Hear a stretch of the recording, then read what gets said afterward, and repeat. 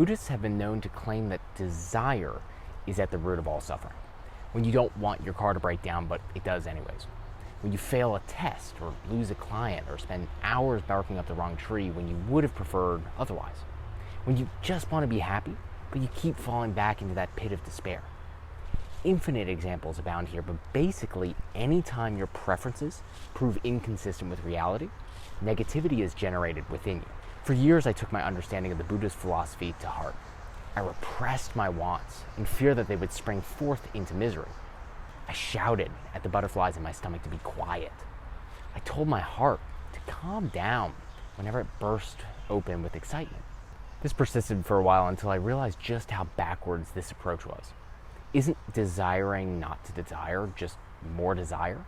Doesn't wanting not to want kind of defeat the purpose of not wanting? Now, there's got to be a more nuanced approach here. Maybe I had misconstrued the Buddha's teachings altogether. Maybe there's something truer that still allows for unconditional happiness and mental freedom from constraints. Allow me to share what I think the better foot forward is.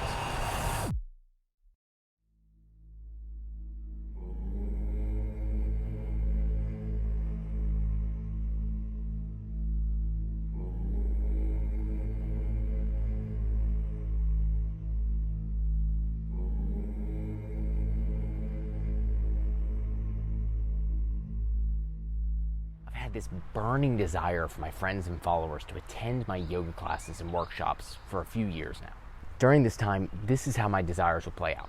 I would text all of my friends every week, asking them, well, borderline pleading with them to attend my yoga classes and seminars.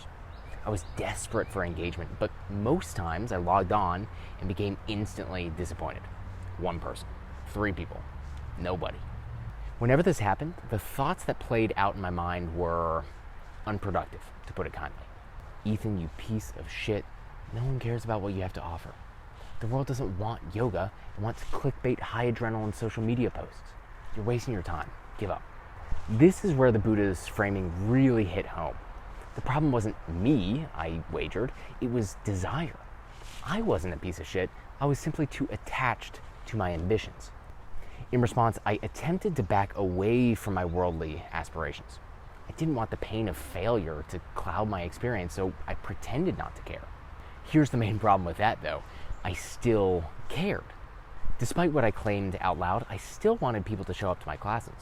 It didn't matter that I sat for hundreds of hours in meditation retreats or cut myself off from society or backed away from all media. I still couldn't shake off the desire. I still really hoped to share my work with the world.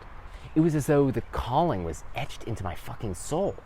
And all I was doing was temporarily muzzling that which refused to stay muzzled.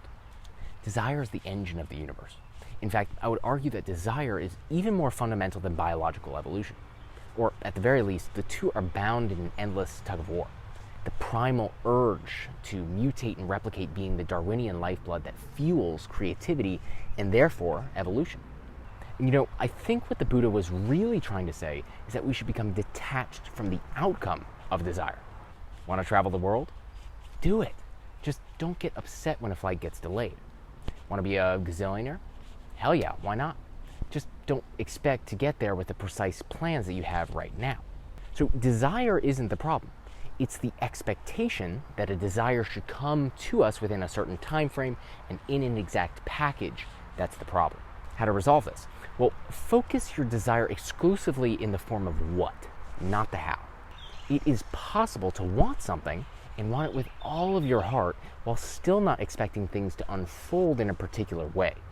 It is possible to have dreams and release those dreams to the universe. I want to get $1 million and I want it to happen effortlessly by the 6th of November and through booking these specific deals. No, want your money, want your followers, want your most beautiful life, but back away from the thoughts of how these fruits will bear.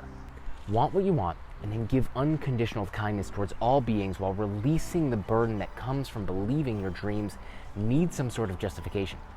It really is that simple. Hey, if you like that, check out some of my yoga offerings. I host many virtual classes and workshops which focus on teaching you how to gain more control over your body and mind. Subscribe to my Google Calendar and email list for all of the details.